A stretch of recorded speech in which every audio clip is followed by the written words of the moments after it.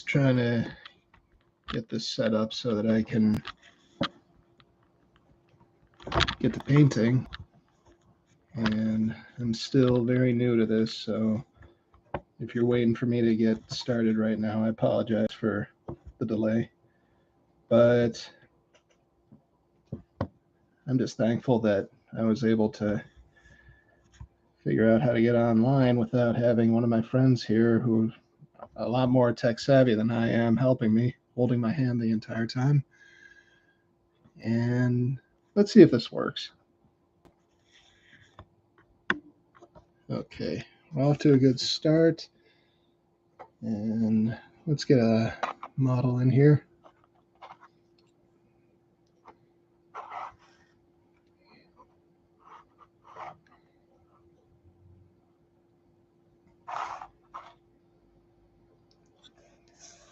Can I focus more?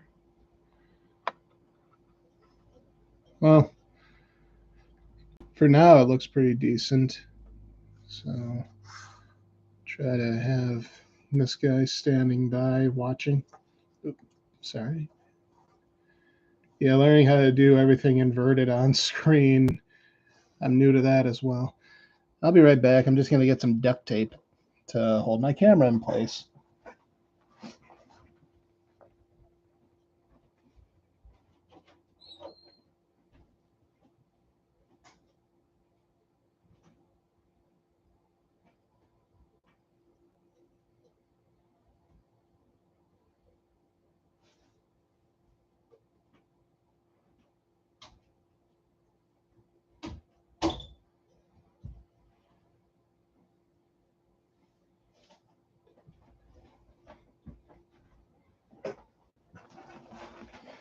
Admittedly, I was hoping to get a little bit of the black basing for the metallics done before I went live, but ran out of time talking with a special someone, and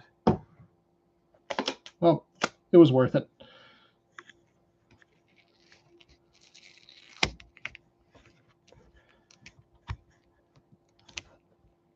Okay, hopefully the camera isn't going to move anywhere. And it's going to take one more minute to notify as many people as I can.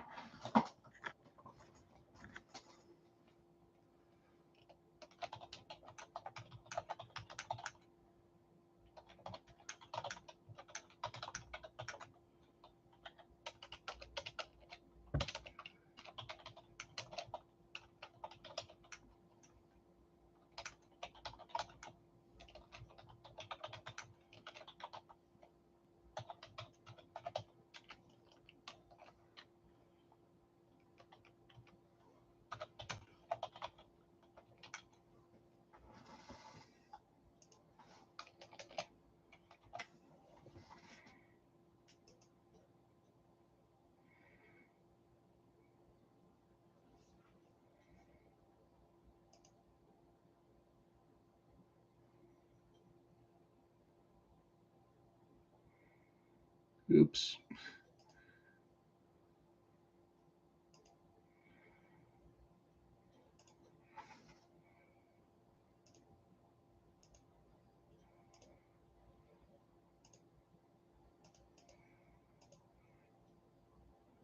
Come on, edit post there.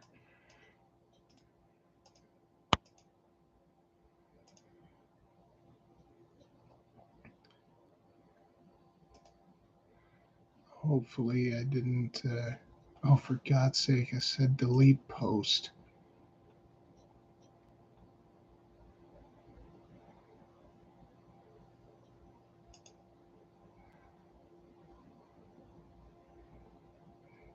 Come on.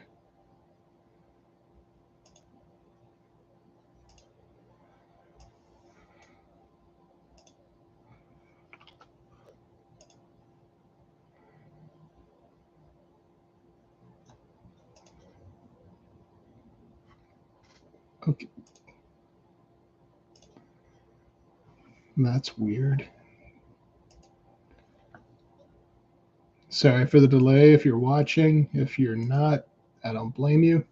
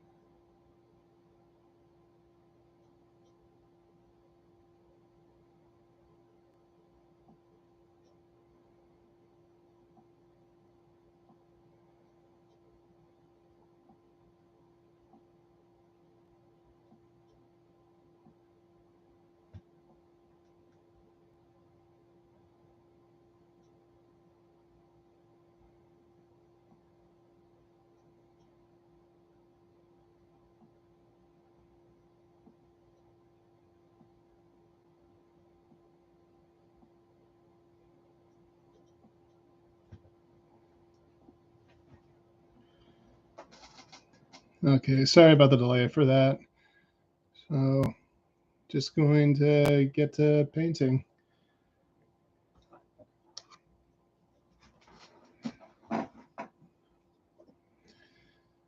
First thing to do, like I mentioned earlier, black basing.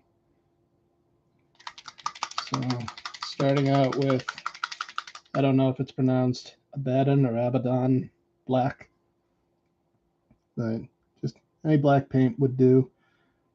I just happen to use Citadel color from Games Workshop. I have the most experience using these paints, but admittedly, the pots that these paints come in are really bad for preserving your paint and extending their life.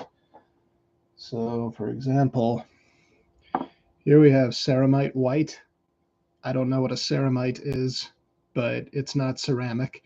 And they don't even make this white anymore, which actually really upset me because I really enjoyed using this white. It covered so well. You just had to make sure you thinned it down properly because it's just very pigment dense, and you just need to mix the pigment very thoroughly with the paint medium. But the paints come in these pots that just don't seal out air very well, which is what causes your paint to dry. And so, because these are acrylic paints, this paint has plastic in it, which makes it dry even faster. So, I've I've gone to the trouble of transferring all of my Citadel color paints into these dropper bottles that you can get on eBay, and they do a much better job of preserving your paint. And I'm very happy that I went to the trouble of doing it. And if you were to be here right now and look at my desk, I have 3 shelves from Green Stuff World filled with those bottles. And each one, let's see here, 3, 6, 3, each shelf contains or can contain up to 60 bottles. So that means that I've got at least 180 paints just here in my room now. And I see French Creek Entertainment has decided to join and speaking in his native Russian. Do svidanya, my friend. No, wait, that's goodbye, isn't it? All right, I'm not going to lie. I have a confession to make. I do not speak Russian, even though everybody assumes that I'm Russian or Ukrainian because of my last name. But yeah, you're gonna have to forgive me for not knowing how to say hello. All right, now he's speaking in his native, whatever the hell you call yo. But yeah, let's get on with the painting. And again, being new to this, I'm gonna try my hardest to make sure that I can get as much of this on screen as possible. Slapjack, bro. That's the language. All right. Yeah, this isn't very easy in front of a camera, but hopefully I'll find a way to do it that's easier in the future. I'm really hoping that this will stay focused.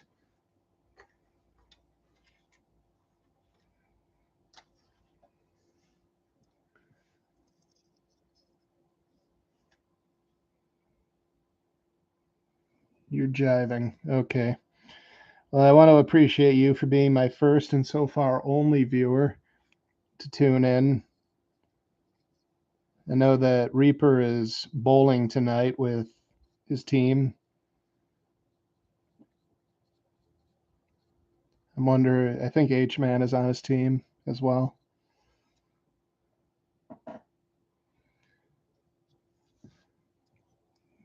But yeah, like I mentioned in my last episode, when painting metallics, when painting metallics, one of the first things that you want to get into the habit of doing is black basing all of the parts that are going to be metallic, because all acrylic paint is translucent to an extent.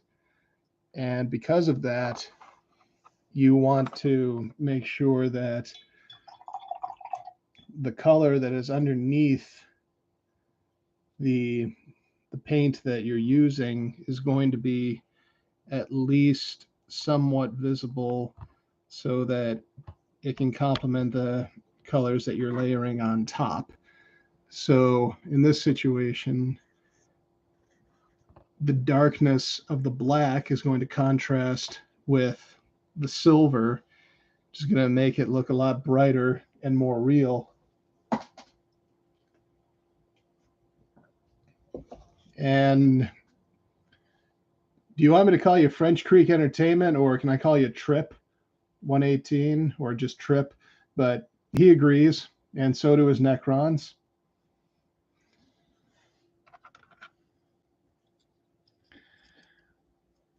Trip is fine? Okay, you got it. And I know it's not going to be entirely necessary to paint everything underneath this wedding train or whatever the hell you're going to call it, but still, I can't help myself. I'm probably going to do a lot of the area down here just blacked out, but most of the stuff down here that is exposed, I'm going to try to be faithful to the color scheme that we choose. And I've already got one picked out by, I'm not sure what to call him, but the first handle that I remember my friend using when I met him back in high school, he was going by the name Sidon, because the first time he ever played, I think it was Call of Duty, he was a medic, so he spelled medic backwards and replaced the M with an N, and Sidon was born.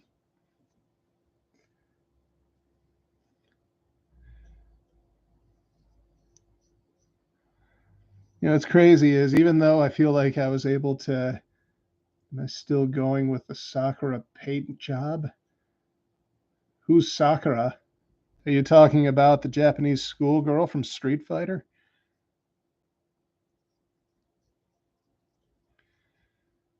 But I'm just gonna get as many of these black sections done first so that I'll be able to come back and coat all the metallics.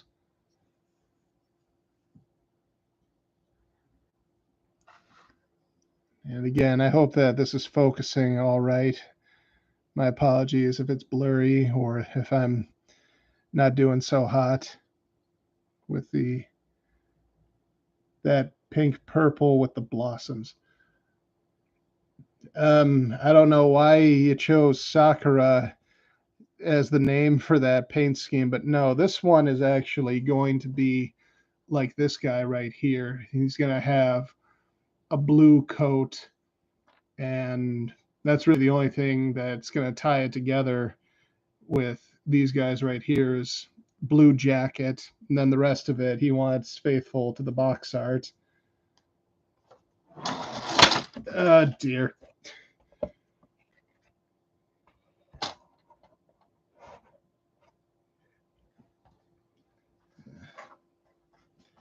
I just dropped a bunch of the parts. That's what that loud noise was. So I'm going to have to pick those up real quick.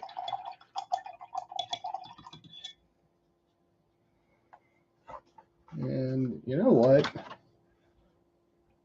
Let me see if maybe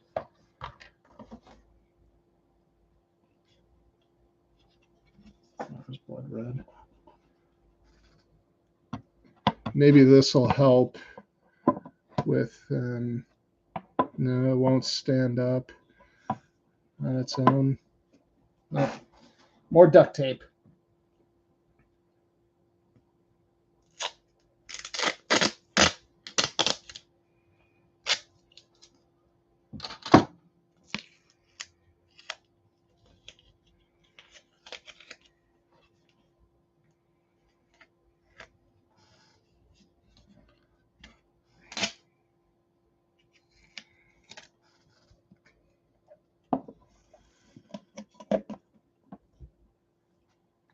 Yeah, I'm hoping that maybe that'll help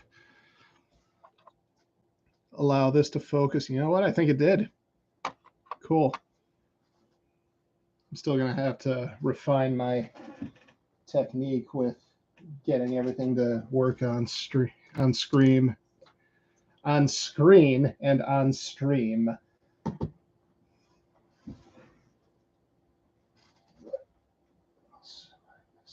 Anything?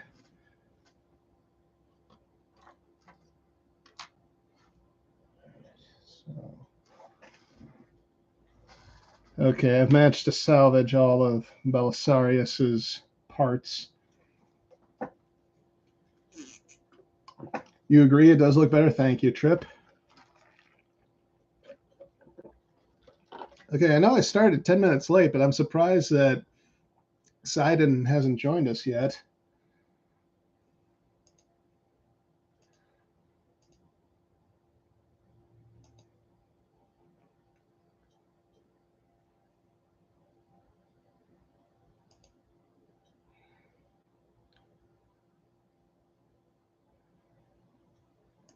Come on.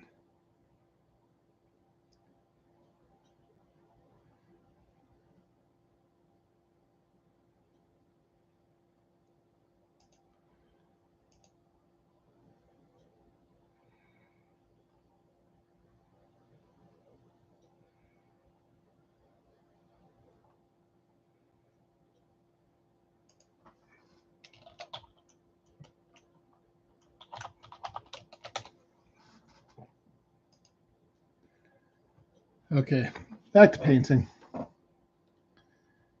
I think that getting back to when I was transferring everything to these bottles, I think I might have added too much thinner to this paint because I feel like it's not covering as well as it could be, which is just going to mean it's going to take a little bit longer to get some opacity out of this black, which isn't the end of the world, but, well, I would prefer it if I could get some opacity a lot quicker.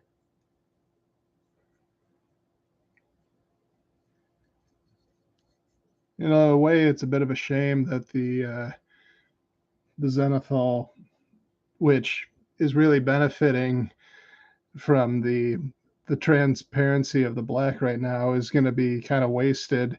But the true purpose of the Zenithal Prime was for these robes that make up that kind of pseudopod appearance that he has.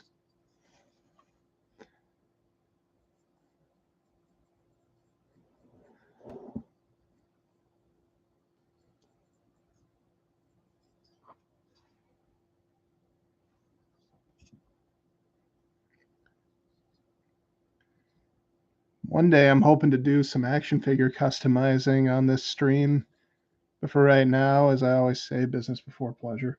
So this one's been a long time coming, and I really do feel guilty about how long Sidon's had to wait.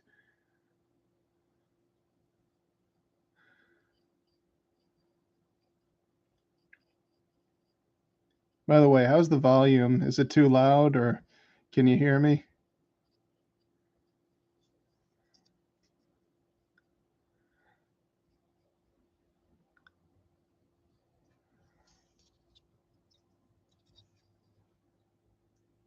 You can hear me fine, thank you.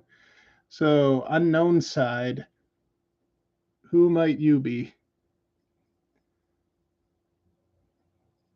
Did you find us here through my Facebook post?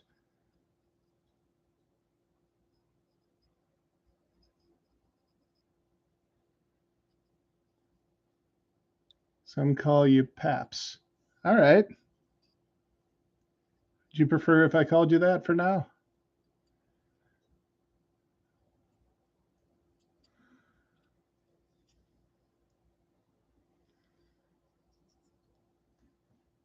From Facebook? Okay. And MCC. Okay. You want to give me any hint how we might know each other? Do you like turtles?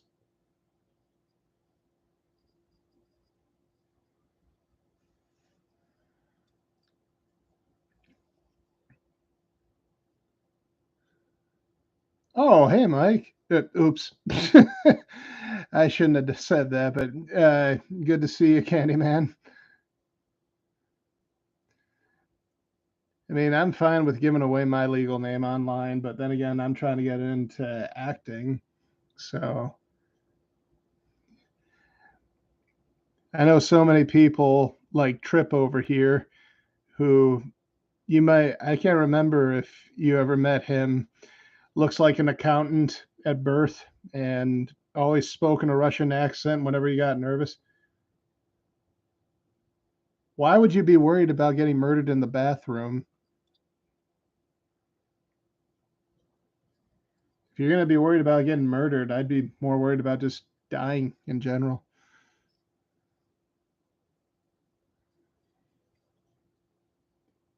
If you never, okay, so you probably didn't meet him, but he's a friend of mine from MCC. We called him Candyman because he would always give people candy because he would always carry candy on him. He's one of the most nonviolent people I've ever met. He's got such a good heart.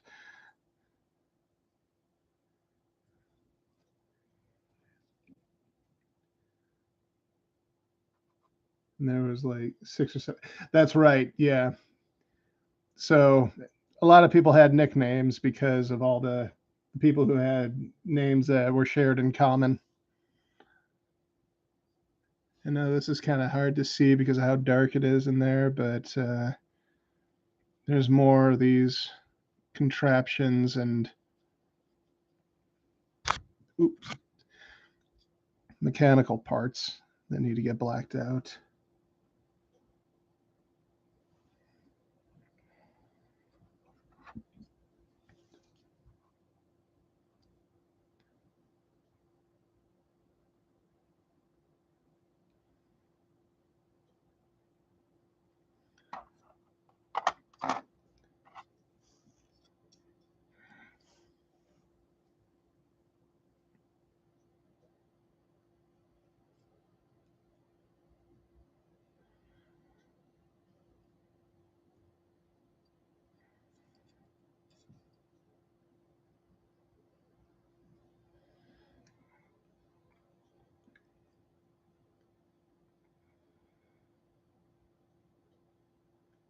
Kind of like, I wouldn't say a full army, but a lot of people between my brother and the guy who owns this model of Belisarius Cawl. I have amassed a fair amount of tau, and I'm hoping to paint them eventually, and hopefully on stream as well. I've also decided that I'm going to be painting them each to reflect members of the cast of Red versus Blue.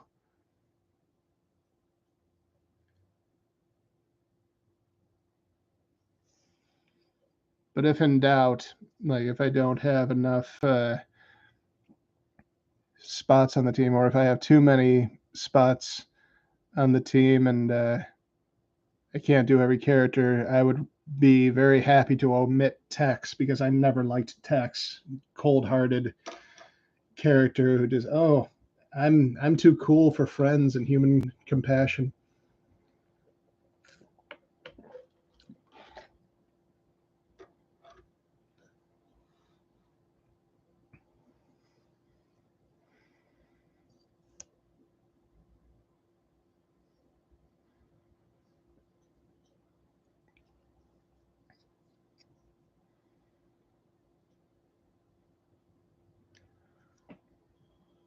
Yep, this is Adeptus Mechanicus.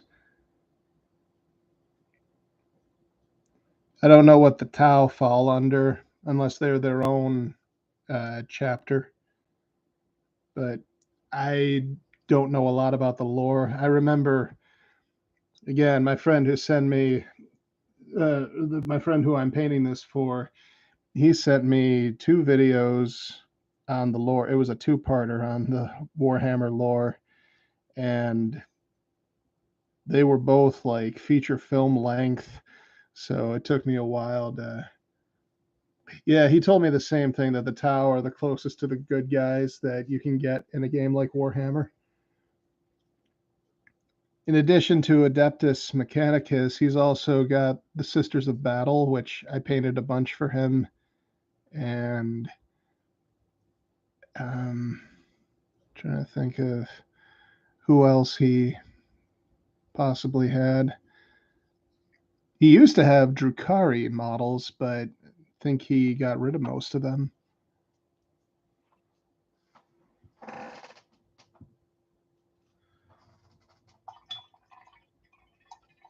One from Bricky.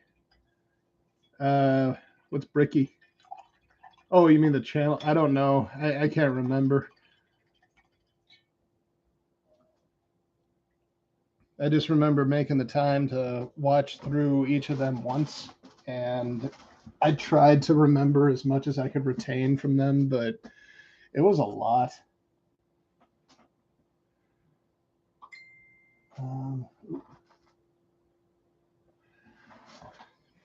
Excuse me, folks, 1 second. Oops.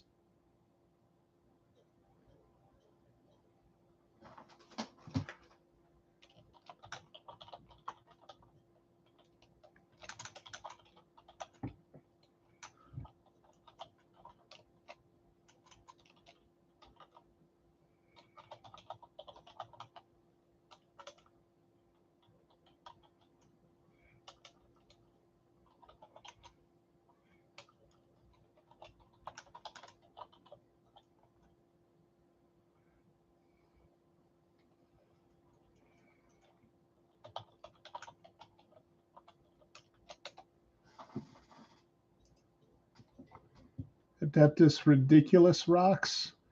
What's Adeptus Ridiculous? I'm not familiar.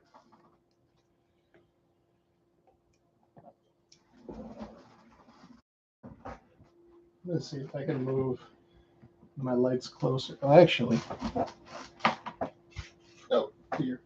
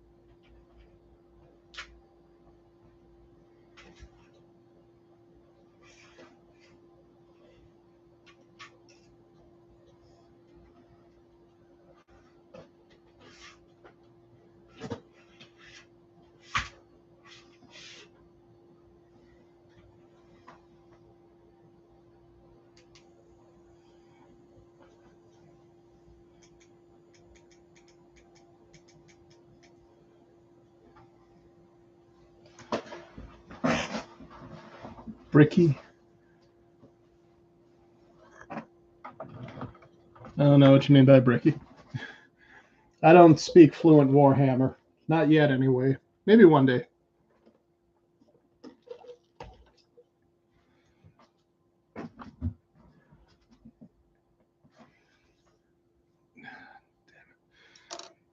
Move this light behind me.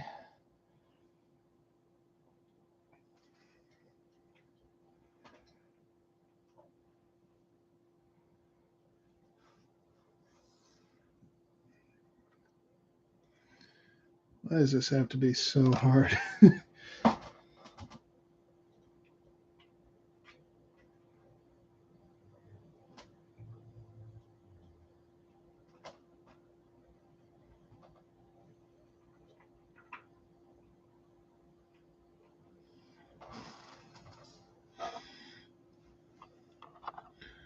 Okay.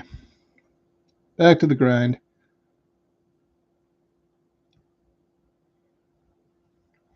Part of me feels like Bricky is a YouTuber who made a bunch of 40K lore videos, long about an hour or so each, but gives a lot of good general info without being too specific and funny as hell. Oh, okay. All right. Gotcha. I keep wondering, do you guys think that, like, since I'm painting these videos, should I be speaking in an English accent like Duncan Rhodes? I mean, it feels weird being somebody painting Warhammer on a camera, but having an American accent. It's almost disrespectful. Don't you agree?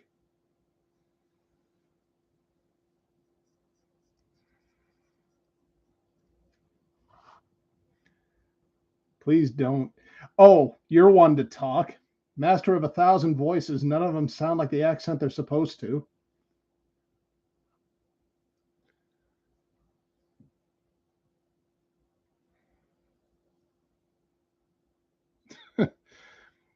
You can't even write it without sounding fake.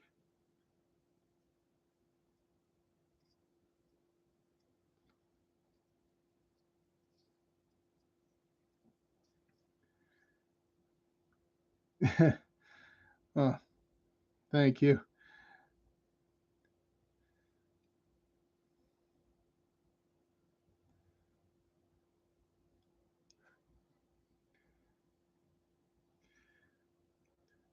Once the layer is completely dried, we will move on to Let Belcher. That's my best Duncan Rhodes. But since it really is a challenge to do accents, especially like English accent can be really tricky. I remember I had a professor when I went to Brockport for my theater degree. She was from England. She had a legitimate English accent, and she used to constantly stress to all of us Yankees that, oh, the English accents that we hear you Americans doing are ghastly. And do we really sound like that? No, we don't. And it's like, well, of course not, because after all, you English are perfect, and us Americans are just lucky to stand in the light that you give off with your perfectness. But I remember when I had to do a Shakespearean monologue for that class, she was actually very impressed. She couldn't hide the fact that I did a good job and I actually did do a decent English accent for that piece. So hopefully it wasn't too painful on your ears, Trip.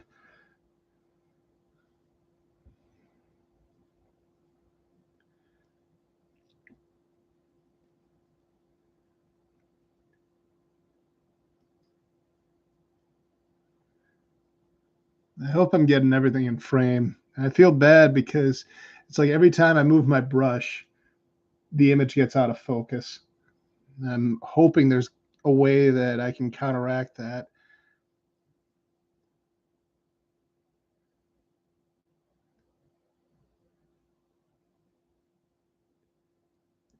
When who stops bleeding?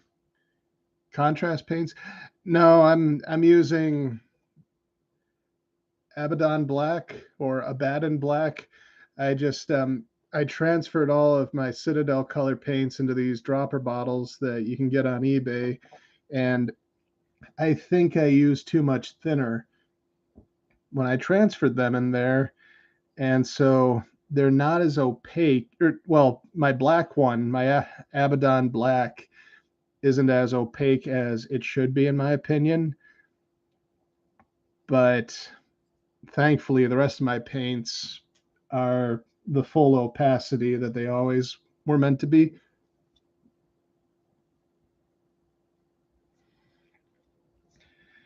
But it's okay because, like, with the black, since it is the strongest color, the one that covers most easily under your typical uh, circumstances, it's not too bad that you can go back and add another layer and just build up that way. I've got to say, this is tricky to do with a camera, and I apologize if I'm not doing as hot of a job as I could be. And I really wish I could get tighter visuals on everything that I'm painting.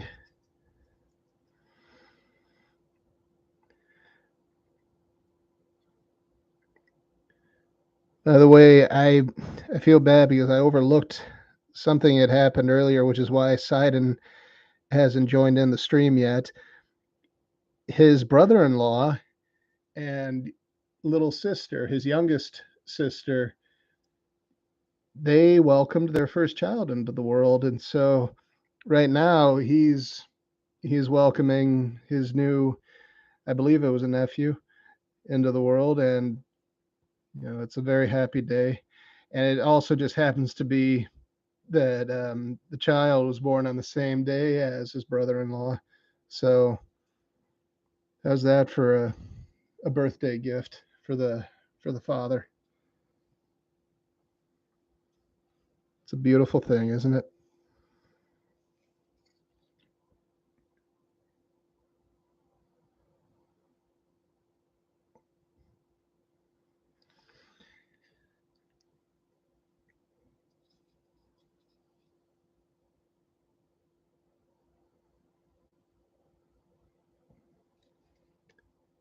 I really should be switching to a finer brush, but I chose one of these old beat up brushes just to get a base coat of black down, just because I didn't want to ruin any of my nice brushes getting a black base for all my metals.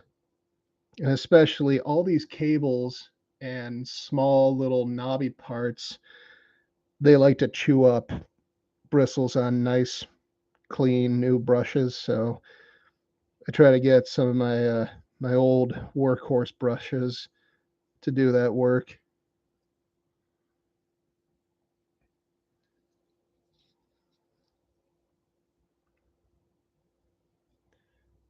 I've watched so many videos online of people like Squidmar Miniatures and Sarastros Minis, and every time they paint on camera, they make it look effortless, and it's always in focus, clean as a whistle. I'm really hoping that, like you say, all in practice, that hopefully I'll be able to make things as nice as they do. But for right now, at least, I feel like the only thing the camera's doing is making my painting worse.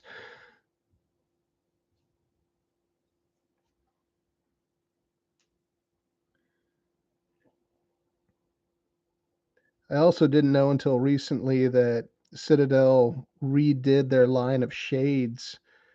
So they've been, uh, now they're using contrast medium instead of whatever medium they were using previously, which uh, Vincent Ventrella, award-winning painter, he says that they're excellent. He really likes them. So I trust his opinion, But at the same time, I'm skeptical because I don't have a lot of experience with the contrast paints, although I have a few. But I'm willing to give them a try. It's just that change isn't always easy. And yeah, Trip, I know what you mean. Yeah, it's like it just kind of came out of nowhere, like without warning. But then again, they kind of most things that Games Workshop does whenever they make big changes, they don't really give you much of a warning or a buffer. And they're just like one day you show up and you're like, what's all this malarkey? I don't know who, but one guy explained that when he does videos, 90% of the painting process is missed because of editing and making things look good. Okay, hearing that makes me feel better. But at the same time, knowing that I had so many people that wanted specifically to watch me paint or possibly draw or sculpt, I'm trying to figure out a way to make it so that the entire process from start to finish potentially can be captured on film. Wouldn't it be lovely? I have half an army done, and now the shades will probably be off on the second half. Well, you know, next time you come over, if you want, you can use mine because I have all of the shades, and they're all actually in fairly, um, well maintained supply. So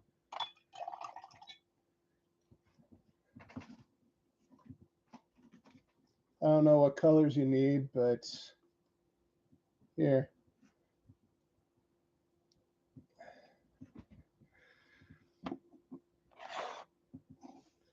I've got pretty much I do have the entire line all transferred as well. And I'm going to be using Drakenhof Nightshade to shade the, what do you call it?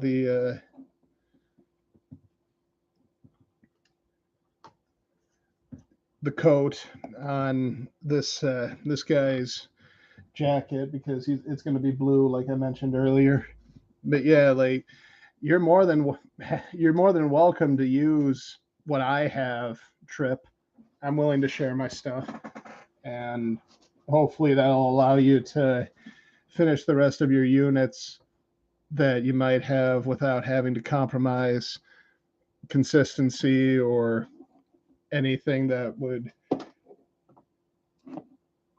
work against what you've already constructed, excuse me, with your team.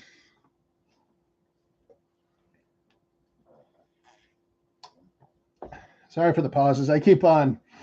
I'm parched.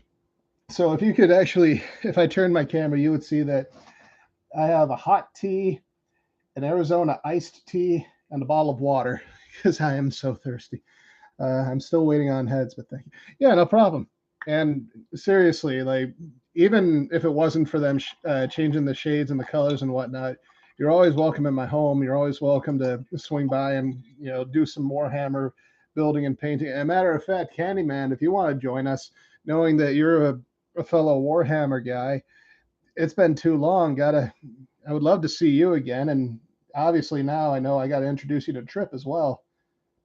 And I've been actually before my friend Jeff moved to Pennsylvania, he and I were talking about having a painting day with a bunch of friends because he would paint miniatures for Marvel Crisis Protocol. And I've actually got the core set from that game because Sidon actually sold me his set, and I've been chopping at the bit to paint those, build them, and also actually mold and cast copies of minis so that I can make like palette swaps of characters or make custom pieces that I could modify the sculpts. Kind of like how in Marvel Ultimate Alliance you could make or you could pick a character in 4 different outfits. Oh yeah, I got tons of mids to paint and want to pick your brain to get better. Seeing pictures of your paints on very good. Thank you very much. That's very kind of you. I appreciate that. And if you ever like even before meeting up in person, if you ever got questions or anything, by all means, feel free to DM me.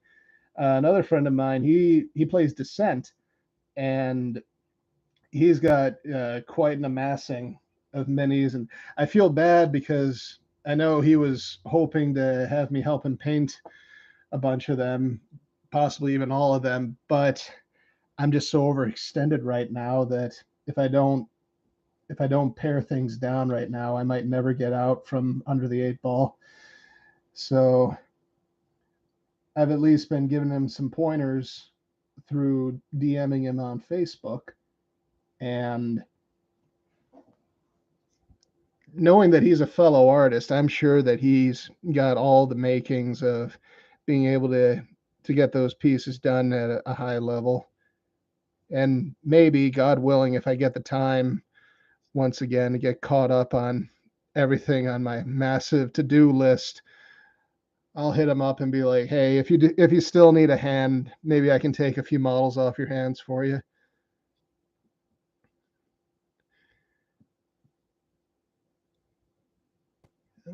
There we go.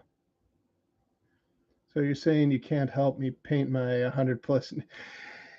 Yeah, unfortunately, that's exactly what I'm saying. But I can give you moral support, and I can give you tips and pointers and advice.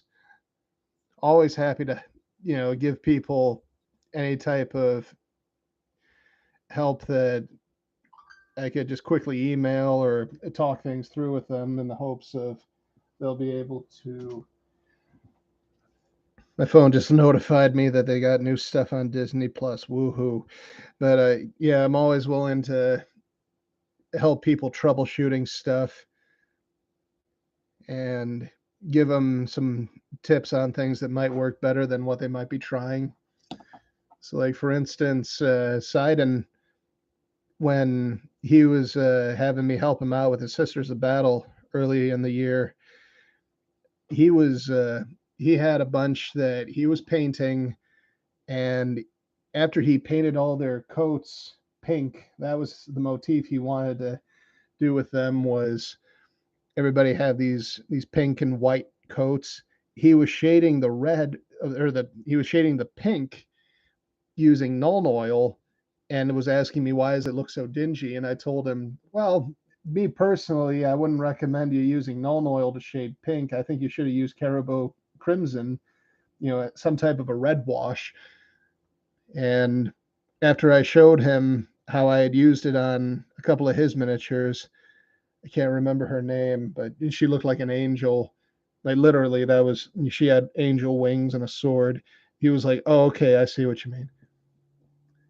I have to send you some pics of my stuff. The people I play with say they're pretty good, but always trying to get back. Oh, absolutely. I love seeing people's work, and I've I'm still trying to improve on stuff too, because like, you should always be trying to improve. I remember Uncle Adam Smasher from Tabletop Minions. He had one of the best pieces of advice I've ever heard on a YouTube video for artists, regardless of medium. Was he said that one of his college art instructors told him, if you ever do something, whether it's a drawing or a painting or whatever, and you look at it and you say, "This is perfect. I am totally happy with it. I wouldn't change anything," then you should just stop, because chances are you will never be pleased with yourself ever again. So you should always be able to objectively look at your stuff. You should be able to be content with what you've done, but you should also always be looking for ways to improve. And I'm always looking for ways to improve. I'm really trying to focus on improving at airbrushing too, because I know some folks who they're just beasts when it comes to airbrushing. They make it look so effortless, and an airbrush isn't going to solve all your problems, but it definitely helps if you have a good understanding of how to use one and use it effectively, more importantly.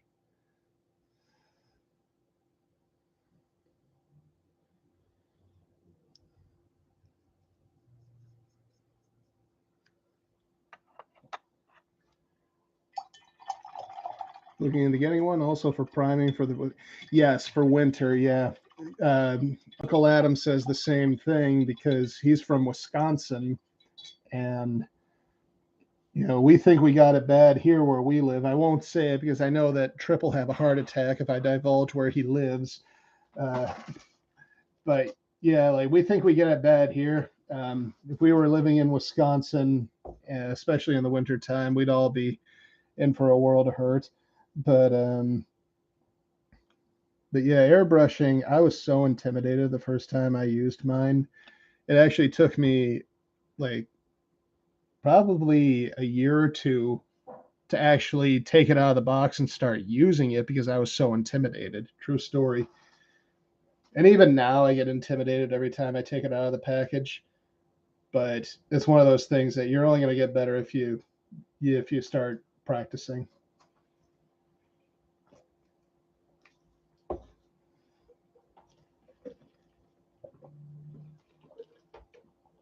By the way, Trip, when are we going to do more reviews of Hercules Legendary Journeys? Because I've got the season 1 box set sitting on my desk right now, and it reminded me of the last time we sat down and watched one of the films. And Candyman, if you'd care to join us, you're more than welcome to, as always.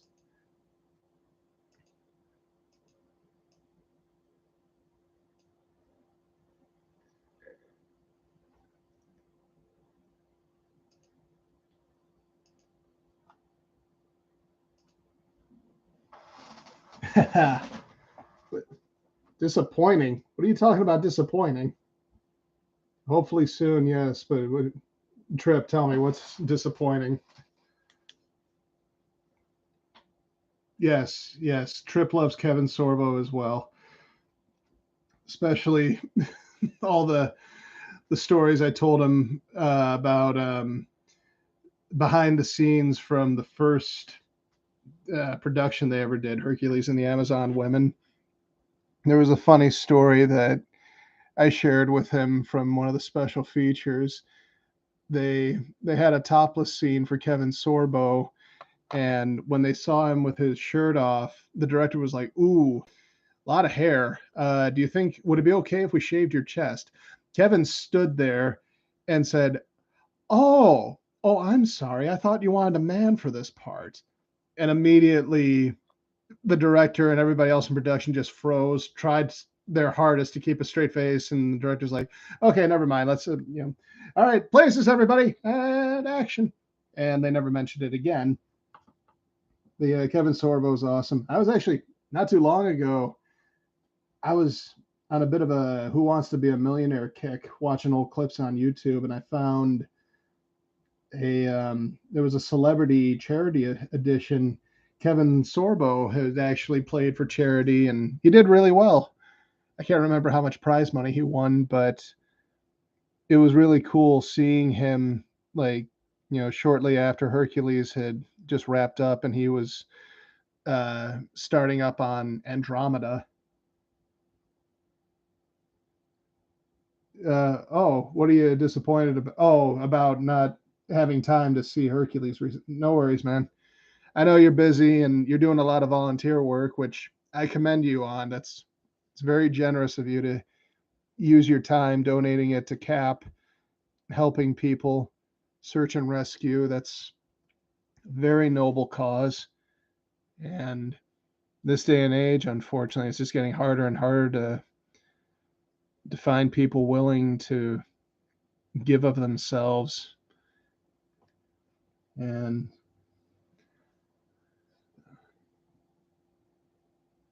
I'm not sure what that emoji is doing. Is he face palming because I just complimented you for doing good things with your life? Odd.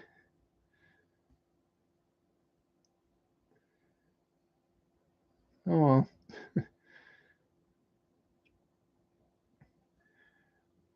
So this book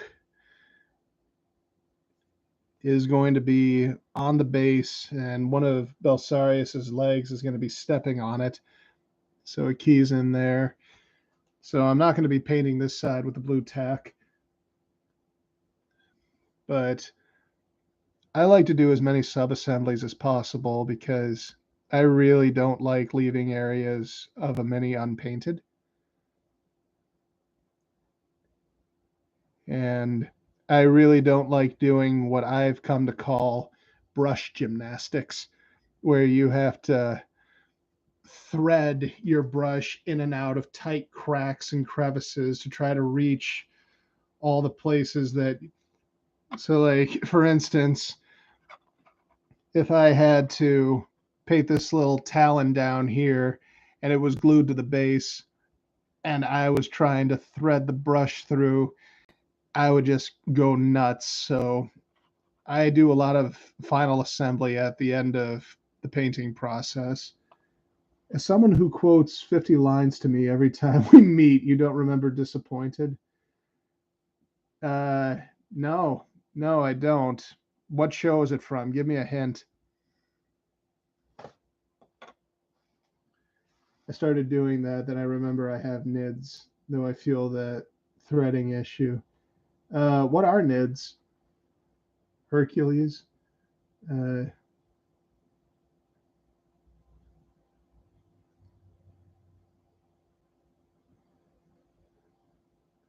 oh, Tyranids. Okay, gotcha. I can't. And Trip, I'm sorry, I don't remember somebody saying disappointed on Hercules.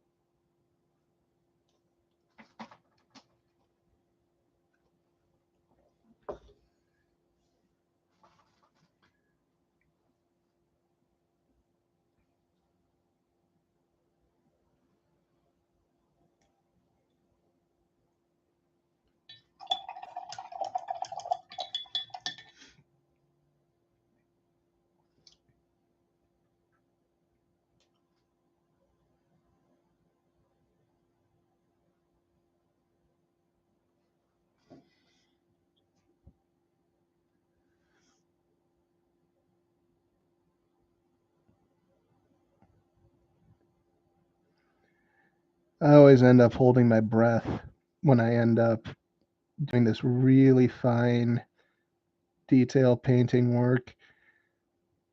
And initially, it was kind of like a knee jerk reaction every time I did it. But then eventually I realized, you know what? If a sniper uses that to help steady their hand holding this enormous rifle, and it allows them to hit a target that's, how far away, it should work easily if you're holding something that you're painting and this wooden stick that weighs what, less than a gram, and it should allow you to stay your hands very easily. We'll explain that reference. Please do explain the reference, because I'm sorry that I don't remember the disappointed line. I remember Snoo Snoo. You were thrilled when we found out that you had correctly predicted that the Amazon women wanted Snoo Snoo from that uh, all men's camp.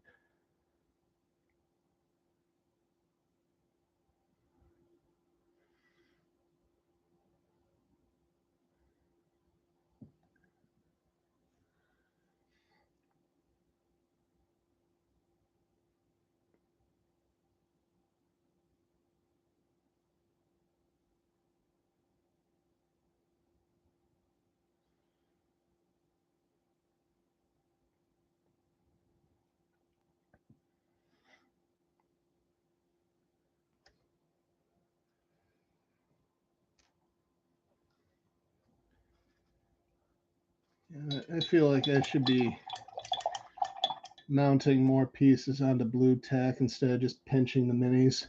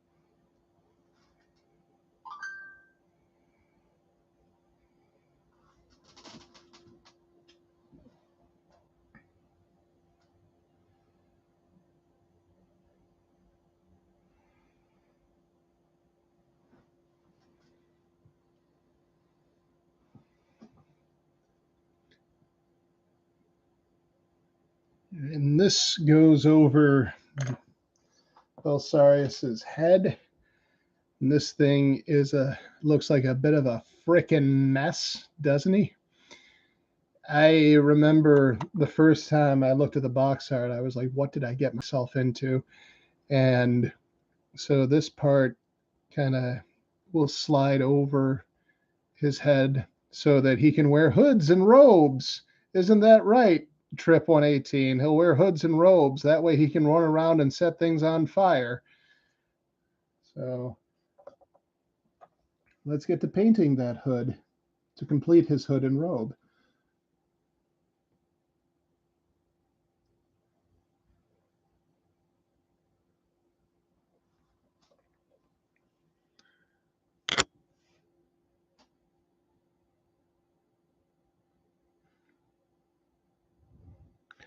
So I've already decided that once I do run out of Abaddon Black, when I refill this paint bottle, I will not be thinning it down. I'll just be keeping it straight out of the pot the way God intended so that I'll get the opacity that I wanted. It could just be that because I had never done it before, I just added too much thinner. Like I did it wrong when I had first done the conversion trick because I had seen it on a YouTube tutorial by Vince Venturella. And I figured this guy's won so many awards for his painting. He's got to know what he's doing. And he does. And not only a very good teacher, very intelligent person, but also very generous because he will always write you back if you comment on any of his videos.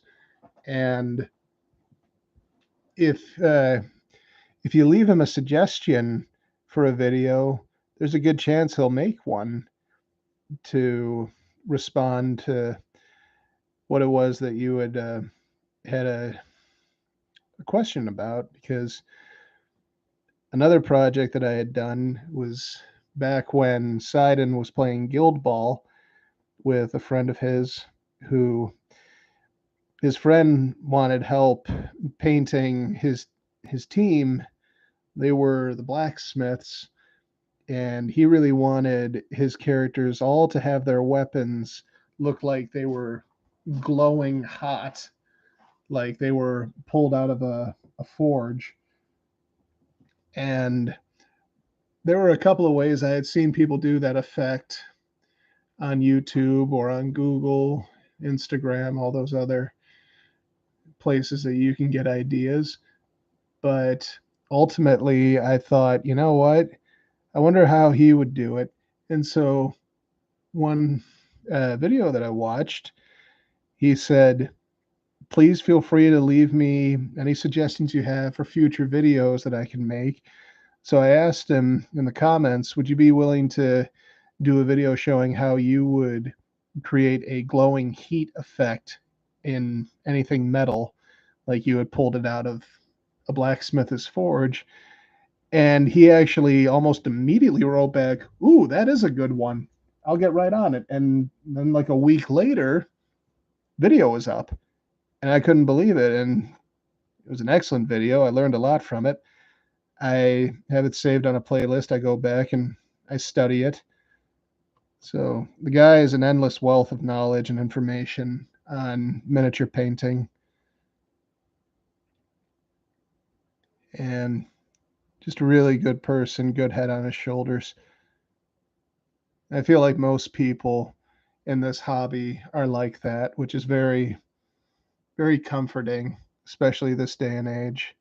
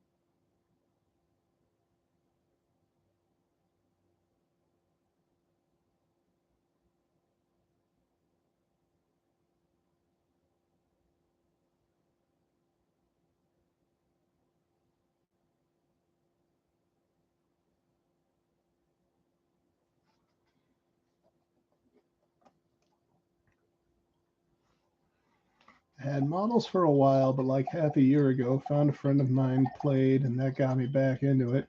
And I finally got the nerve to start painting. Those first few models were the hardest to do.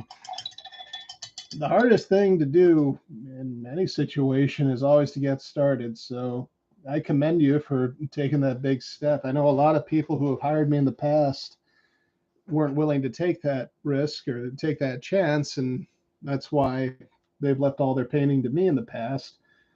But one of my hopes for this stream was that hopefully people would build their own confidence to give miniature painting a try on their own, and hopefully they'll find something that they really enjoy out of it. And I remember the first time I painted Warhammer minis, believe it or not, was actually back when I was in middle school. My brother, him and his friends, they all played Warhammer together, and my brother would talk about it like it was the greatest thing ever, like it was the second coming of Super Saiyan Blue Jesus. And so I remember asking him, hey, would it be okay if I played with you guys? And he's like, oh, sure. Buy and paint an army, and I'll let you join. And I did that. I bought and painted an entire goblin and greenskin army. And then after it's all said and done, my brother tells me, oh, sorry, my friends don't play anymore. So that was money well spent. But in all honesty, it really was, because I got a lot of practice doing stuff for the first time on those minis. And even though I never got to play with those guys, I remember my brother showing them the minis that I had painted, and he actually came back telling me that they were all very impressed and said that I was already probably one of the best mini painters there, along with my brother, because my brother was easily the best mini painter out of all of them. So that kind of gave me a start in painting miniature figures. I had thought about asking you to help paint a while back, but I didn't want to be that guy. Well, hey, if you had asked me earlier, I might have said yes. And for right now, unfortunately, I'm going to have to say no. But again, hopefully, maybe one day I'll be able to have the time to do that, because I do enjoy helping people, and especially, people that I've known for a long time, and I know that they enjoy the game.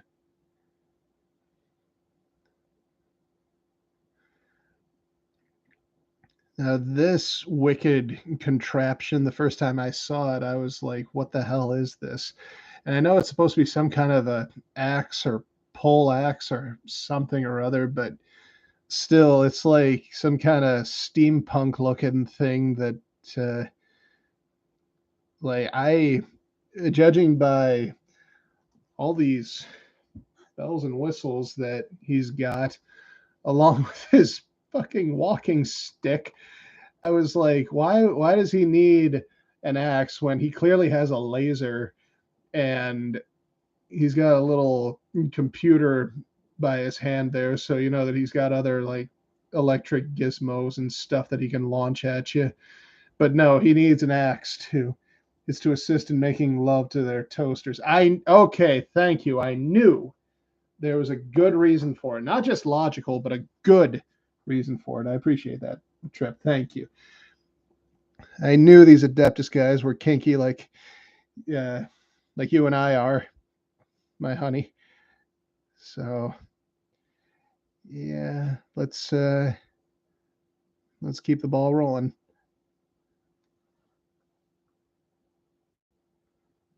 But yeah, you know what they say about toasters? They like it hot and toasty. So again, tiny little details. Oh, I got a bleep bloop from my book of faces. Give me 1 second, folks. I'll be right back. Unlike Trip when he streams, I don't say, give me 1 second, and then put on the Be Right Back screen with the most insufferable, repetitive techno drivel and comes back like 10, 15, 20 minutes later. No, I'm actually, just give me a couple seconds and I'll be back. All right. And I'm back, folks. See, unlike Trip, I am not a man of empty promises. So, whoa, some of us like techno dribble. Well, I mean, there is some good techno out there, like The System Is Down on homestarrunner.com, or the Cheats remix of the Get Up Noise, also on homestarrunner.com. But this freaking stuff that Trip plays, it's like it's this god awful just doom doom doom doom doom doom doom dun dun dun dun dun dun doom doom doom doom, and it's just I mute the TV or the monitor every time that he does that because he has horrible taste in music, like he does in most things. I don't know why I married him, but he is my wifey poo, and I love him. You mentioned painting the bits black for metal stuff. Is there a reason for that? Yes. So the idea to black base all of your metallic parts comes from the fact that all paints, especially acrylic paint, are to a degree translucent. And so if you were to, when you paint something, you're always going to get, at least to an extent, a little bit of the underlying color to show through. And so when you paint metallics, in order to give them the life that they need to have those shining and in some cases reflective properties, basing them black allows the contrast of the metal flake or sometimes mica powder, which actually works better than crushed up metal flake, to cause the black that's poking through underneath the silver, gold, or whatever metallic you're painting, which makes it look more realistic because of the contrast that the black provides. If you would paint it over white with a metallic color, you would still see that metallic color, but it would just look wrong. It would look a little too flat and kind of lifeless. So it's all about contrast. It's basically it's color theory, and it's a in a way it's almost like a life hack for painting metal and metallics. Tyranids don't have much metal, but have some models with metal in the future.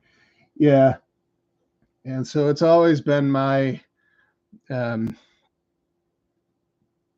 my preferred method, and my just I don't bend on when I paint metal. I have to base everything black first because otherwise I always end up regretting it.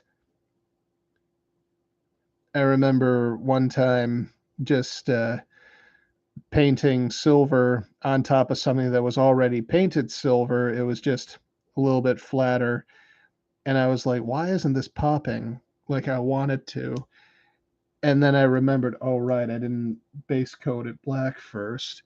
And so then I repainted the sections black and then painted it silver again. And I was like, okay, there we go. This is better. This is what I was hoping for. And it really does work like that very well. Matter of fact, I don't have it here with me right now, but in my my other room I have more paint and supplies lined up, and I have Alclad's chrome airbrush system paint, which I've used a handful of times. It's an excellent chrome, but in order for it to work, it comes with a gloss black primer that you have to paint your parts first, because you can't just spray the chrome on top of whatever you're painting, because otherwise it's just going to look kind of sparkly. it'll almost look like you didn't put anything on the component. So when you put down the gloss black, which doesn't even have to be the one that it comes with, some people actually recommend that you don't use the one that it comes with and you use, I can't remember which brand, but basically once it's black, then you use the airbrushed chrome, and then you immediately see it take effect, and it's such a trippy experience. It's so cool. You watch this kind of like the chrome just comes to life out of nowhere.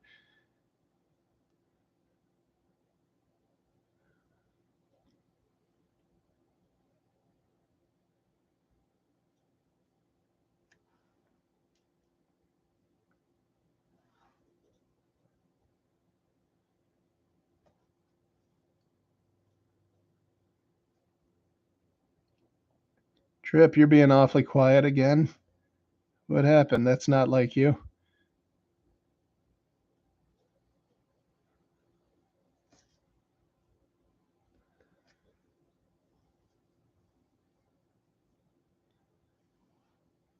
Yeah, now it's revenge time. All the times that I would be doing something while he was streaming, I'd have my hands full, and then all of a sudden hey Crow, what what do you think of this right now with my thick Russian accent because I cannot do proper accents? No, Candyman, you don't talk too much. You are very much uh, welcome here and appreciated. Uh, I'm watching Naked Lunch with Peter Weller. Well, I'm glad that you explained that it was something that involved paid actors and not just a telescope in your room, because at first I wasn't sure what you meant by naked lunch. Plus, it's awfully late for lunch, but then again, I have such a messed up sleeping cycle and circadian rhythm that, well, I could see myself eating lunch at this hour. That actually reminds me, I haven't had dinner yet. Although I did scarf down a family pack of sushi earlier, and it was awesome. Nothing wrong with late lunch. Well, I still wish that I had a more normal circadian rhythm and sleeping habits, but years of doing overnight work, and especially just college in general, all the deadlines and staying up to finish assignments, papers, and stuff, it really screwed with me. And I had a feeling that after I said that, Trip, you were going to make that reference that only you and I get, because nobody in their right mind watches intentionally bad movies besides you.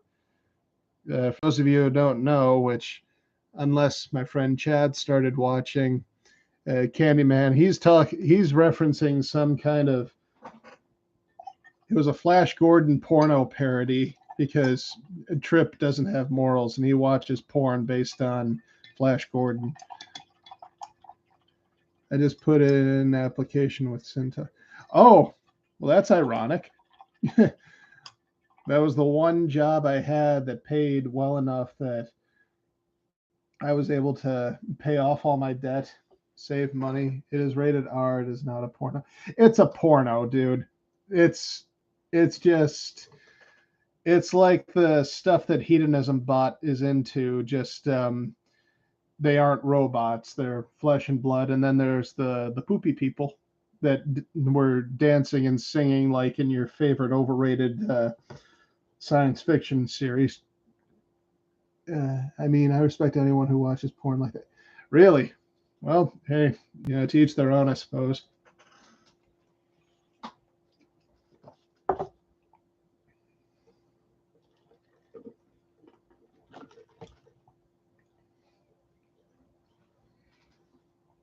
But yeah, Candyman, if you saw the poopy people dancing in the cantina, and like there were three different colors. Yes, we are all more or less adults here, but these poopy people were like, one of them was brown, one of them was like light sienna or sepia, one of them was green. Like they really went all out on the yucko factor. I mean, what can I say? What more can I say, really? Now we got this part, which is going underneath his wedding train. It all gets hidden under there, so to speak, and he's walking his pet crab. I don't know what its name is, but I really don't give a damn because it's not my team.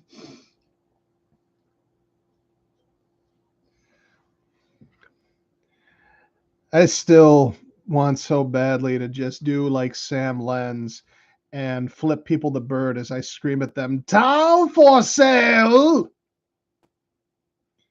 I'm honestly thinking about one of the vehicles that I have that my brother gave me as a gift, I think last year actually, was I wanted to paint like a mural of Sam Lenz, award-winning Warhammer painter, flipping the bird and with a big caption that, like in beautiful italicized letters, says "Tau for sale" in all caps, all capital italicized letters, that is.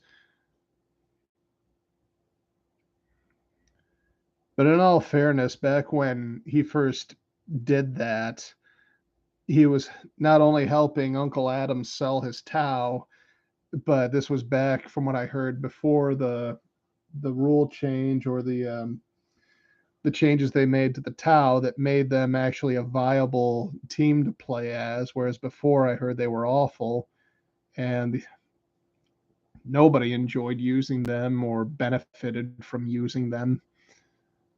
So unfortunate, but hey, at least they woke up one day and said, "Hey, we got to do something to fix the Tau. Otherwise, we'll never sell another game piece." And I mean, typically you're going to have pieces with different, like it's like the tier list videos that you see people making all the time on YouTube. You're going to see upper echelon teams, you're going to see lower teams, you're going to see people in a trash tier by themselves, you're going to see people on the god tier. But ideally, you want things as balanced as possible. I actually, for a long time, I loved watching professional fighting gamers like Justin Wong and Yipes and all the other guys that played Ultimate Marvel vs. Capcom 3. I would love watching Evo. But then it just got to a point where everybody was using Zero May Cry, Zero, Dante, and Virgil. And it's like, okay, is there even a reason to watch anymore if everybody's just going to, I bet I know who's going to win. It's going to be Virgil, Dante, Zero. But, like if they could make, even though it's unavoidable that some people are going to be more viable than others, if they could just find a way to make games balanced enough so that it all came down to not only personal preferences in terms of whichever team you're picking, but also in terms of everybody has a chance at being a winner. Everybody has a chance at building a team that just speaks to them or their play style, and not just have to be a matter of, okay, I want to win this big money prize at this massive tournament, so I'm just going to go with the most broken team. Not going to lie, it's kind of nice. It's weird because Tyranids used to be god awful, and now they're top of the food chain from what I've seen and heard from competitive. Not gonna lie, it's kind of nice. Balance is the best, but surprisingly hard to do from what I've seen. And I understand that because I cannot make a game, like I can't build something from the ground up.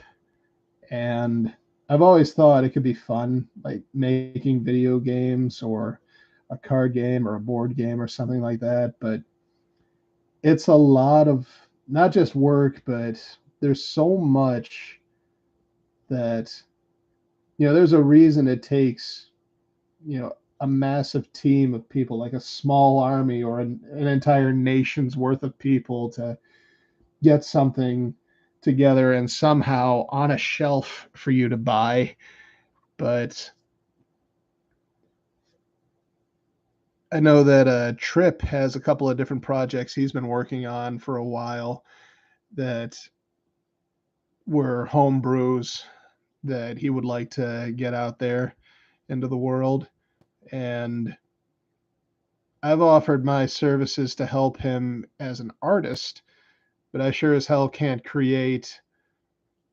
Like, I'm not a world builder, I'm not a writer, I'm not good with creating lore. Like, people who have that talent, I really envy it. And it would be easier for me as, say, being the comic book artist that I am, if I could, you know, come up with my own stories and narratives. And if I was good at world building, I would be one step closer to, say, self-publishing a comic and creating a franchise that could potentially go on to be this big, you know, sought after franchise. But unfortunately, it's not within my power because I'm an artist but not a writer.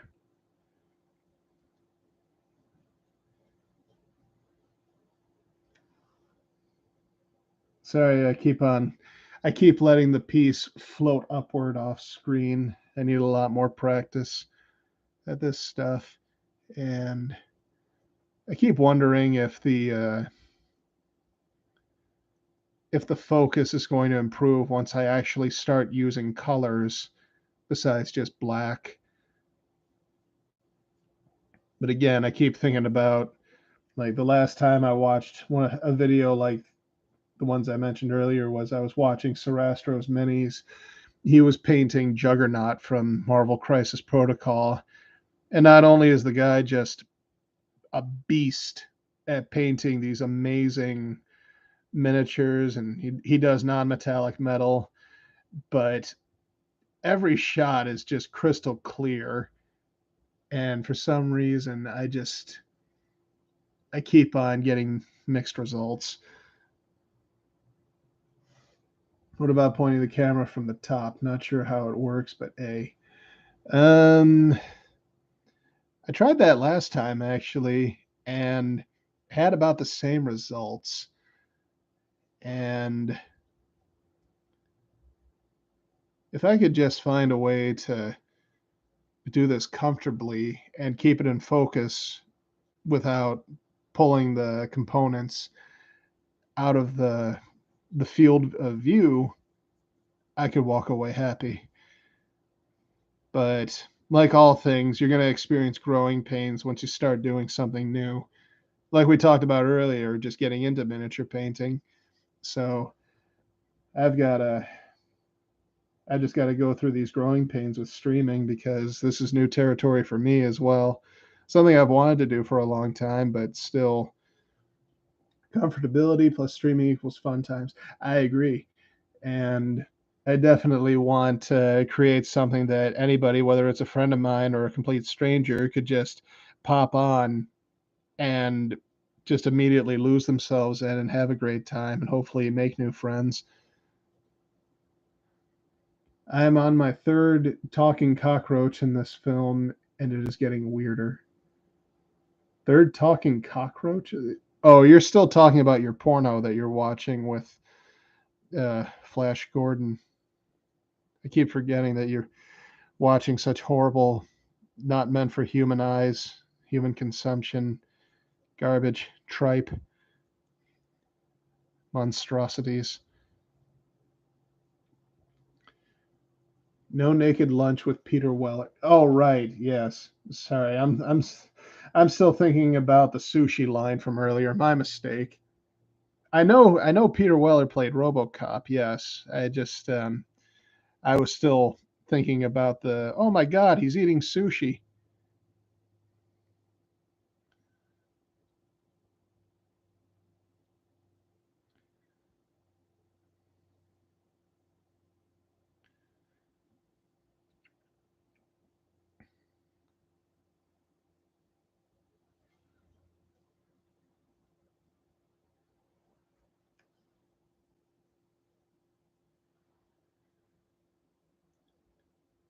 saw all three of the original RoboCop movies, and I still haven't seen the remake with Samuel L. Jackson at the beginning. I heard mixed things about it, but I definitely think that the contemporary armor and suit that they made is an improvement, because while I still think that the original RoboCop design still holds up very well, I I still feel like you can definitely see the the age. It dates itself on camera.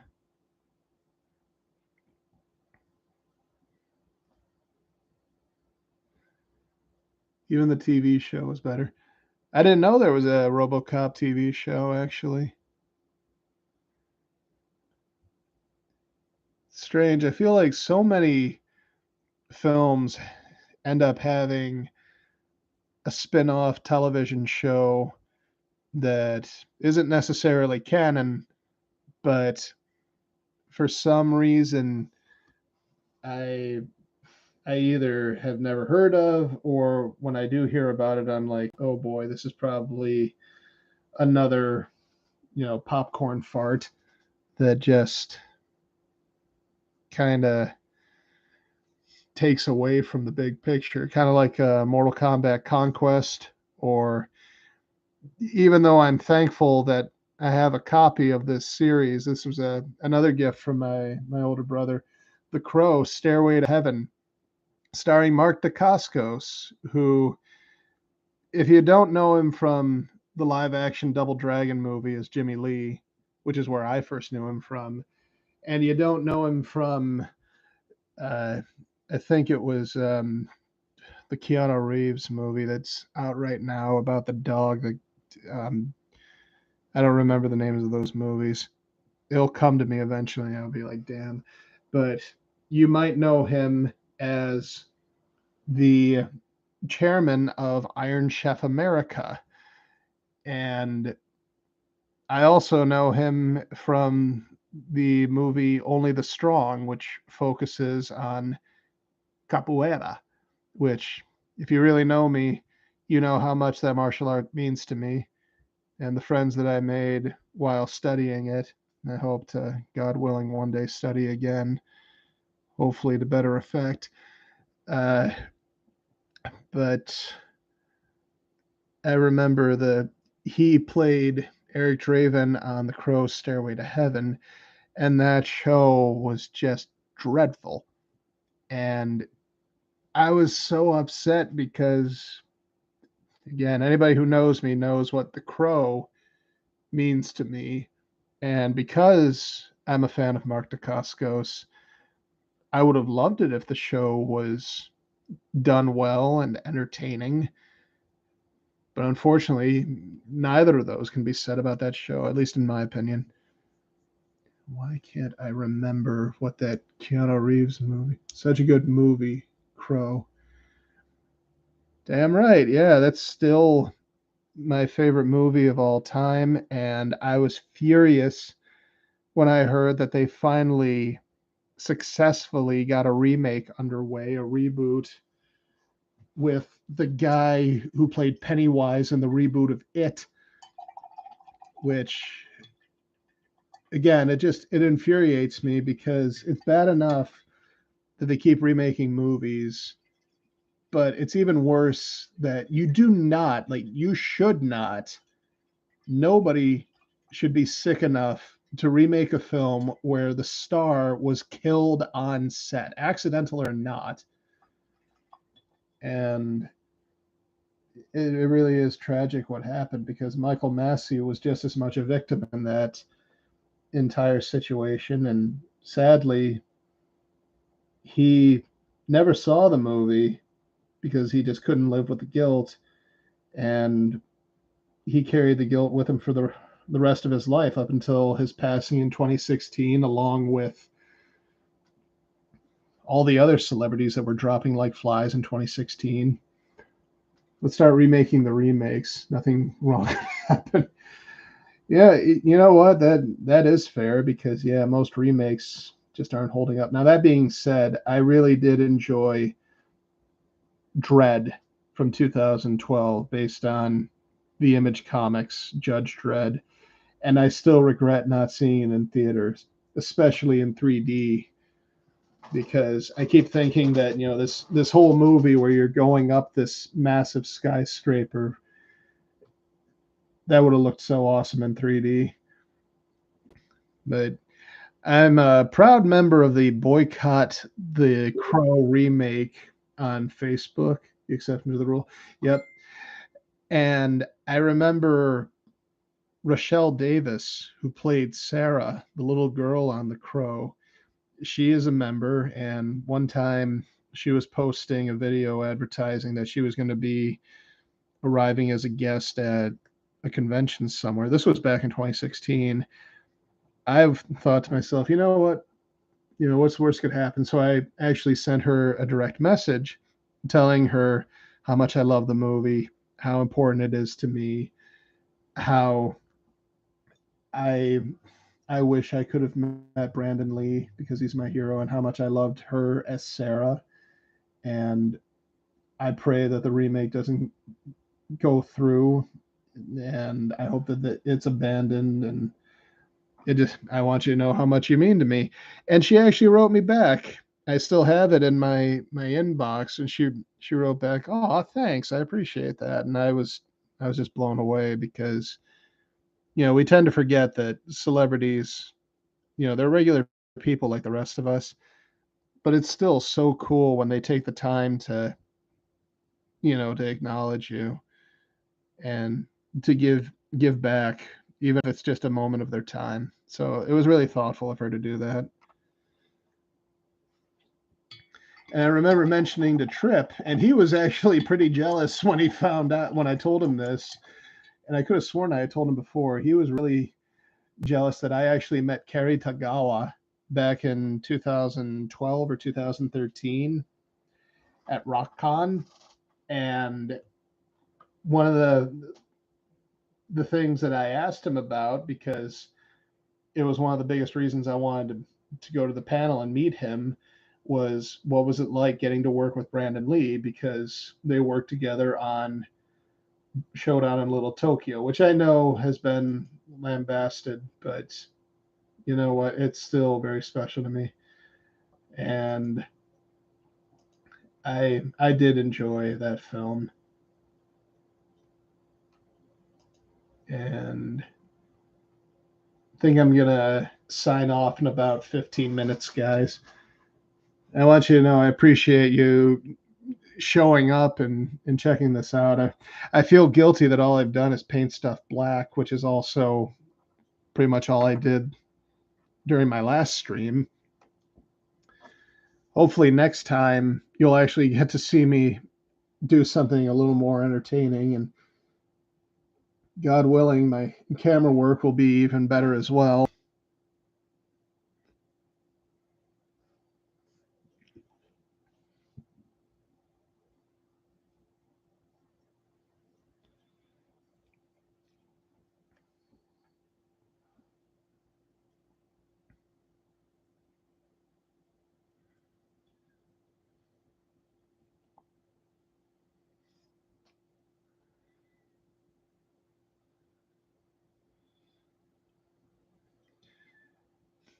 I just remembered because earlier when we were talking about the reboot of Judge Dredd, Trip still has a hard time looking at him, the actor Carl Urban, and not thinking about his time spent as Cupid on Hercules: The Legendary Journeys.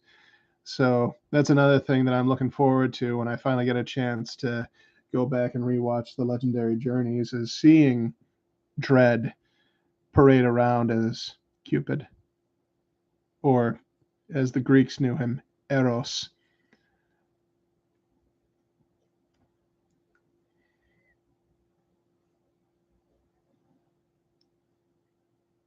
Yep.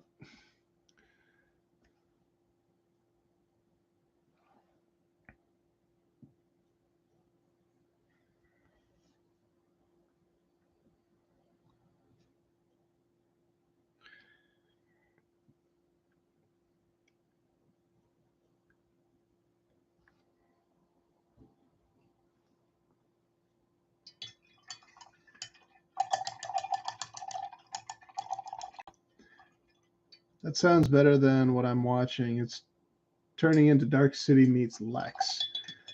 I've never seen either of those. Don't know what you mean by it, to be honest.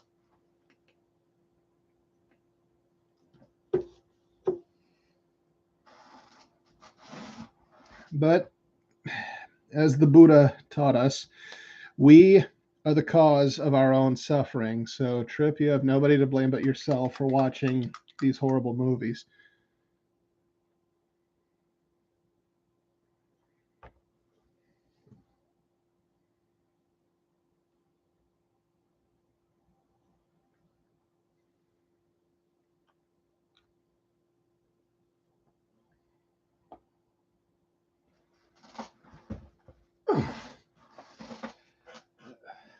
I just realized another hurdle from streaming I'm going to have to learn how to combat is my legs getting stiff from sitting here for so long, because usually when I don't have a camera in front of me, I'm usually kind of all over the place getting more comfortable, and right now I've been sitting as perfectly still as I can.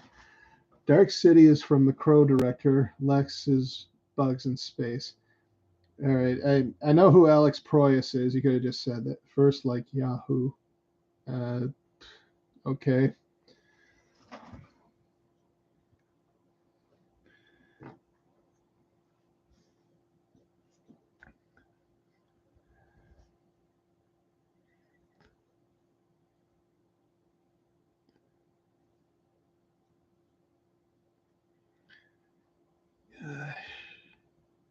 Just focus.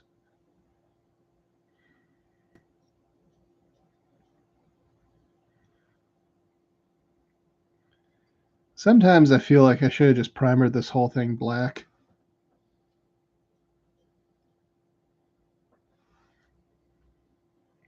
There's definitely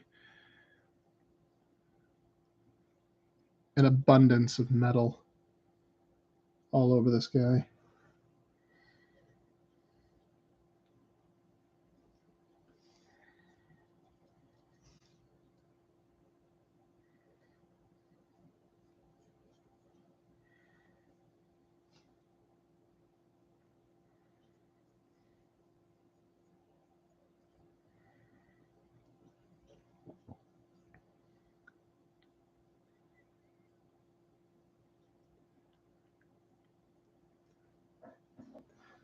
Belisarius over here is also giving me a major BattleBots vibe. Is that just me? Or do you guys see it too? Or maybe Armored Core be more apropos.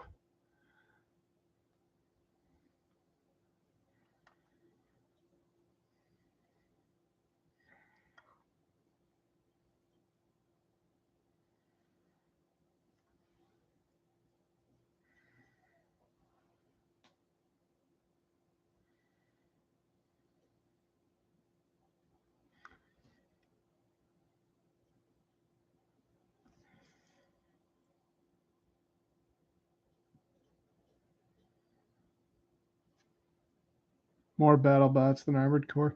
Okay, so you see it too.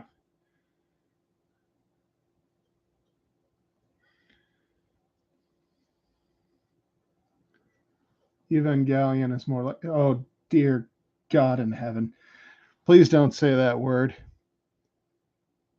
There's so many people who constantly talk about that show like it's the second coming of Super Saiyan Blue Jesus. And I remember a friend of mine, my oldest friend actually, who I've known since preschool. I'm not trying to pick on him, but I'm going to pick on him for a little bit right now. I remember back in high school, he tried showing me a couple episodes of that anime, and he didn't start from the first episode. He started like smack dab in the middle. So none of it made a damn drop of sense. And he's sitting there talking about how fantastic it is. And all I could think to myself was, can we please do something else? Or do you have any paint I can watch dry, or grass I can watch grow? Or can I, get my wisdom teeth pulled, something fun instead? So Evangelion is the Stanley Kubrick of anime. Whoever the hell Stanley Kubrick is, then does that mean that he was a dictator or just a really bad person? Because I can already tell you I don't like him. Sounds like a horrible, horrible person. Came up with that flustercuck.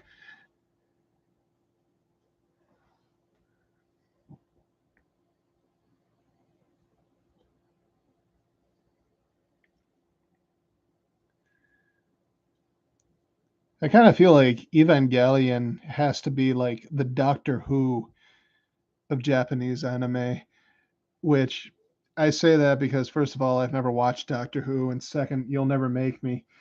Uh, but also because, like, it's something that the fan base is so rabid and tenacious about spreading to as many people as they can. It's almost like one of those shows, or even Japanese animes, like Parasite, where they're trying to, an alien invasion has come to Earth, and they're trying to assimilate everybody and get everyone on board with just accept it. You know what? It's like the beast with a billion backs from Futurama. Ultimately, it's just, they won't take no for an answer. They want you to be one of us, and which just makes me even more turned off and not want to give it a chance. So 2001, Eyes Wide Shut, Doctor Strangelove, all weird films. I believe you. Still never seen it, and I don't plan to. I always thought the title Eyes Wide Shut sounded ridiculous. I mean, granted, it's obviously an oxymoron, but still, it kind of irritates me.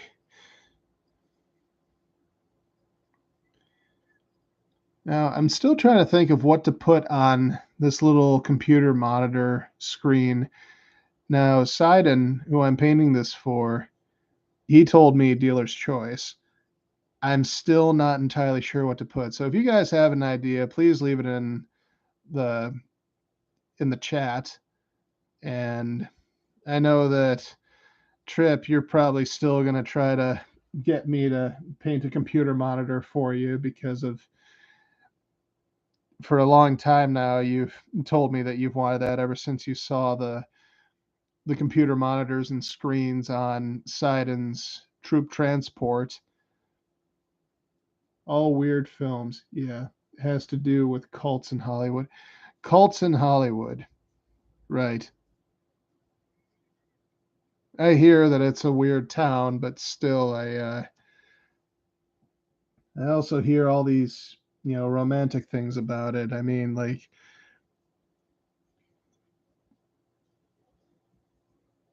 I remember that song and Cats Don't Dance, where Danny first shows up in Hollywood ready to strike out, and he's talking about how the streets are paved with gold. So one person's garbage is another person's treasure, and vice versa. Making the world go round.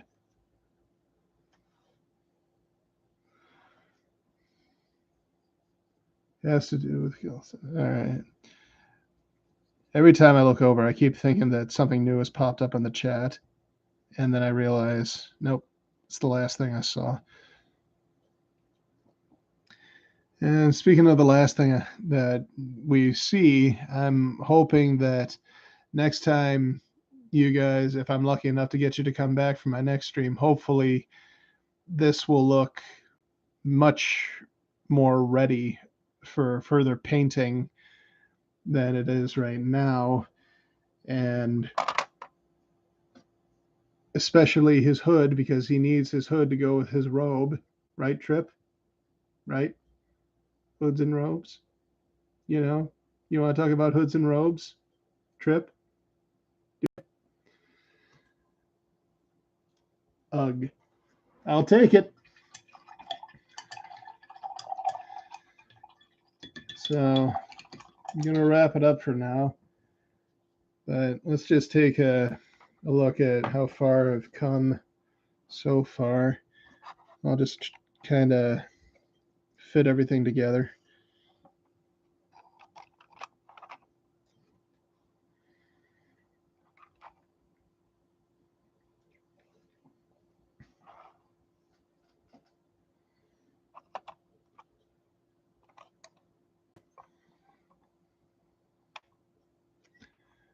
There we go. That's what we've got so far. And I've got other parts that I just haven't fit to them yet for the sake of I'm running out of fingers here. But yeah, there we go. He's coming together. Who am I kidding? He still looks like a friggin' mess. What are you doing to me, Sidon? This guy just. There's a lot to the. Yeah. You need a roadmap just to find his face. I mean, when he showed me the box art the first time, I just looked at it going, what am I looking at? Like I thought it was a machine at first, and technically I was right, but I didn't realize it was supposed to be humanoid. And just the lower body made me think of the cheat because it's basically a pseudopod. So I want to like it, but I still just can't because it's such a friggin' mess. But I'm so tempted to paint his robes yellow with black spots. But I'm sure that Sidon wouldn't be happy with me about that because I remember when Sidon's son was born, I asked him, "Can I call him the cheat?" And he just stood there like, and then his son just started cooing, and Sidon was like, "See, he made a noise. He didn't like that. I guess you better not call him that." I was like, "Damn." I wanted that cheat. Took a few pics of models I've done that I'll send to you on Facebook. Please do. And Trip, please send me some pictures of your work too whenever you work on stuff because I really enjoyed those flayed ones that you made. Matter of fact, with your permission, I'll send them to Candyman because those are actually the flayed ones. When I first saw them, I was like, wow, these things look really cool. I kind of want to paint a unit or a troop of them or whatever you call them, a bushel, I don't know, just for the fun of it. Maybe sell them to somebody who plays that team, but still, like I could see myself assembling, customizing, and painting some flayed ones just for the sake of those character designs are gorgeous. So thank you guys so much for joining me here tonight, and I'm going to try to see if maybe I can do this again tomorrow. I don't know if that'll be too early, but I'm going to give it the old college try. And remember, I'm about to steal his line, but business but giant.